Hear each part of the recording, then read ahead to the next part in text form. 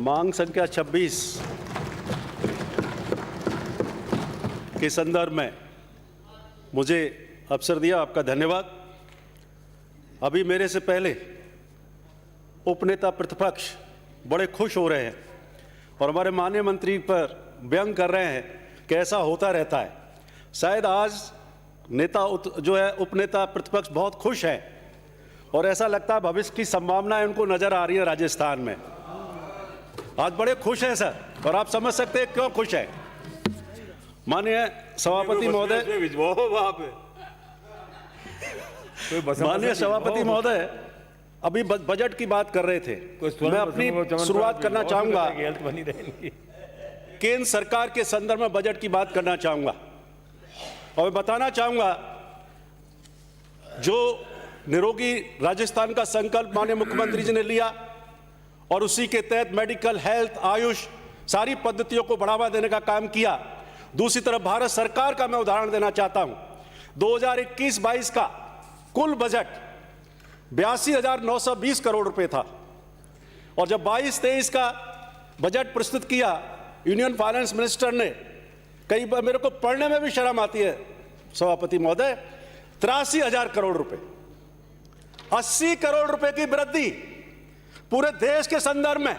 एक तरफ तो खोलना चाहते हैं हर जिले में मेडिकल कॉलेज, तो मैं पूछना चाहता हूं विपक्षी साथियों से कि जो मेडिकल हेल्थ की बड़ी बड़ी बातें कर रहे थे, इंस्टीट्यूशनल नेटवर्क की बात कर रहे थे, कि 80 करोड़ बढ़ा करके कितना मेडिकल हेल्थ को इंश्योर कर पाएंगे, ये जवाब दें।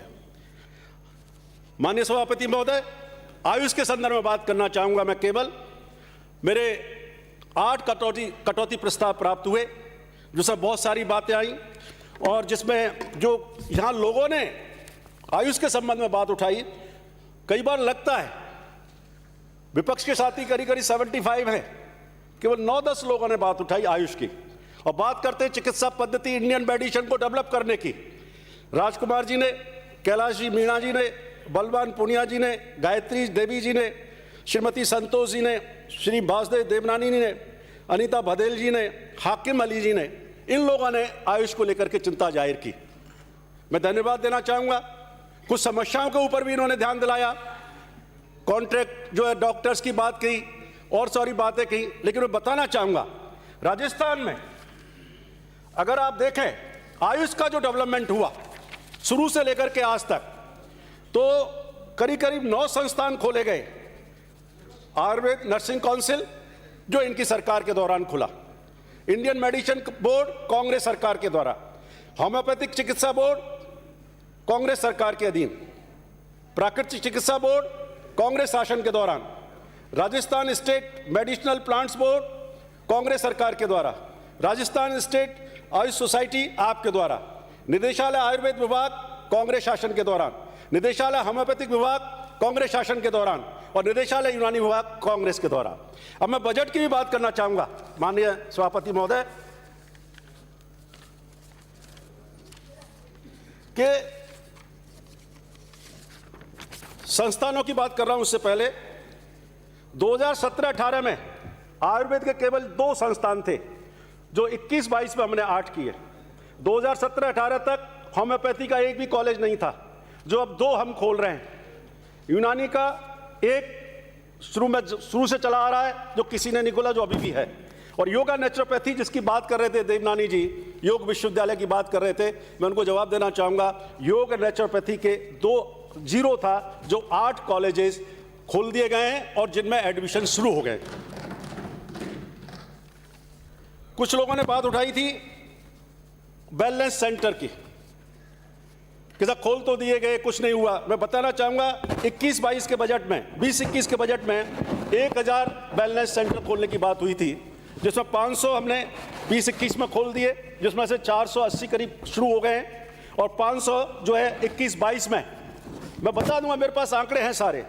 और इसमें जो गवर्नमेंट ऑफ इंडिया की गाइडलाइंस थी कि एग्जिस्टिंग जो हमारे औषधालय हैं उनको ही डेवलप किया जाएगा और हमने वो प्रोसेस कर लिया है और जिसमें करीब एक उस पर 13 लाख का लगभग 13 लाख का खर्चा आ रहा है, जिसकी वित्तीय स्वीकृतियां भी जारी हो गई है और 400 कुछ पर तो काम हो गया है।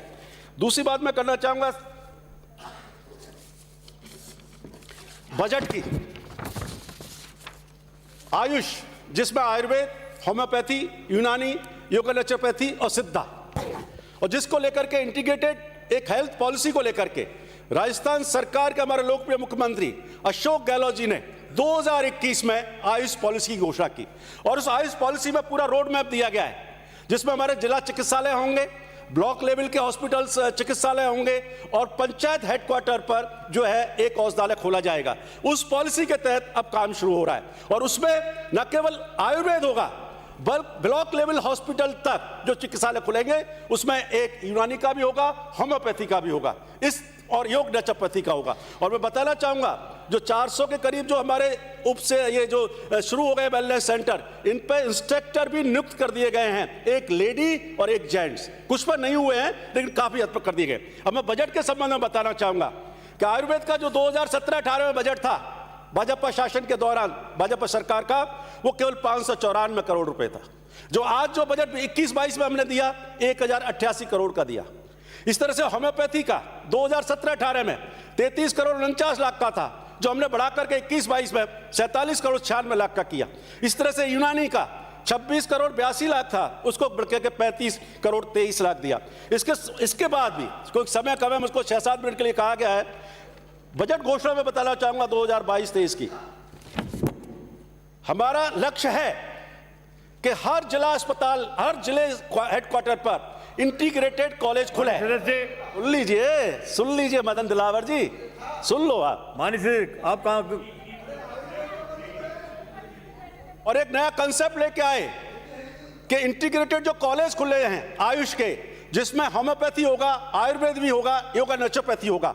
और उसी के तहत हमने सारे संभागीय मुख्यालयों पर ये कॉलेज खोलने की घोषणा की, जिनकी एलओपी भारत सरकार से आना बाकी है, जमीनें आवंटित हो गई हैं। इसके अलावा मेडी टूरिज्म थीम के आधार पर 20 जगह माननीय मुख्यमंत्री जी घोषणा की थी, 11 जगह जमीन का आवंटन हो चुका है। उसकी एसओपी तैयार हो रही है और जल्दी विज्ञापन जारी कर दिया जाएगा, जिसके साथ हम प्रस्ताव मांग रहे हैं पीपीपी मॉडल पर जो है मेडी टूरिज्म के तहत किया जाएगा। इसी तरह से यूनानी की बात कर रहे थे हाकिम अली साहब, हमने एक लक्ष्य लिया है कि 352 जो ब्लॉक लेवल के जो चिकित्सालय होंगे वहां यूनानी भी खोली जाएगी, होम्योपैथी भी खोली जाएगी। और उसके प्रस्ताव हमने वित्त विभाग को भेज दिए हैं और जल्दी ही जो है वो स्वीकृत हो जाएंगे। इसी तरह से यूनानी कॉलेज टोंक बहुत पुराना कॉलेज है, पहली बार 10 करोड़ रुपए माननीय मुख्यमंत्री जी ने घोषणा की। और यूनानी चिकित्सकों की भर्ती का मामला है, वो भी प्रस्ताव विचाराधीन है। एक बात जो वासुदेव देवरानी ने कही, मैं बताना चाहूंगा कि कुछ लोग हड़ताल कर रहे हैं निदेशालय के स्तर पर, उस पर सरकार बहुत संवेदनशील है। कॉन्ट्रैक्ट जो लेबर, जो टेम्परेरी जो काम कर रहे थे या कॉन्ट्रैक्ट पे काम कर रहे हैं, उसके लिए कमेटी विचाराधीन है, वो काम कर रही है। लेकिन जहां तक जो हड़ताल पर जो वहां धरना दे रखा है, वो मेडिकल एंड हेल्थ डिपार्टमेंट के अंदर जिनको नियुक्त किया गया था, आयुष विभाग के अधीन नियुक्त नहीं किया गया था, तो वो एनएचएम के तहत नियुक्त किए गए थे। लेकिन फिर भी सरकार पूरी तरह संवेदनशील है। माननीय मुख्यमंत्री खुद चाहते हैं इनकी समस्या का समाधान हो। और मैं आपको विश्वास दिलाना चाहता हूं पूरे सदन को, चाहे यूनानी हो, चाहे होम्योपैथी हो और चाहे योग नेचुरोपैथी हो। और मैं आपको बताना चाहूंगा 33 हर जिला स्तर पर एक योग एंड नेचुरल जो है नेचुरोपैथी का टीचर होगा, जिसका आरपीएससी से लिस्ट आ गई है। एक और बात करी थी कि 704 नर्सिंग कर्मियों का विचाराधीन है। मैं बताना चाहूंगा हमारी सरकार संवेदनशील है, पारदर्शिता से काम कर रही है। कुछ शिकायतें आई थी कि मेघालय, मणिपुर से लोग जो करके आ गए हैं 2.5 साल का कोर्स, उसकी जांच विचाराधीन है। 3 कमेटीज बैठा करके लगातार एक के ऊपर एक, और फाइनल जो है उसकी रिपोर्ट जो है हमने लॉ डिपार्टमेंट को भेजी है। और जैसे ही आएगी उस 704 की भर्ती भी कर दी जाएगी। 500 की कुछ की भर्ती पहले कर चुकी है। मैं बहुत ज्यादा समय ना लेते हुए इतना ही कहना चाहूंगा कि राजस्थान सरकार और हमारे माननीय मुख्यमंत्री जी के कुशल निर्देशन में, कुशल नेतृत्व में जो निरोगी राजस्थान का संकल्प है, उसी को ध्यान में रखते हुए integrated health facilities, medical health पे तो मंत्री जी बताएंगे, लेकिन आयुष को जो इंपॉर्टेंस दी है, आयुर्वेद, नेचुरोपैथी, योगा, ये आने वाले समय में आपको जो 20 साल का हमने रोड मैप बनाया है, इसको आप चाहें तो ये उपलब्ध है, वेबसाइट पर भी उपलब्ध है, इसमें पूरी पॉलिसी दी गई है और इसी के तहत हमारा काम चल रहा है। और मैं उम्मीद करता हूं आने वाले समय में इसके रिजल्ट दिखाई देंगे। इन्हीं शब्दों के साथ धन्यवाद, जय हिंद। प्रभारी मंत्री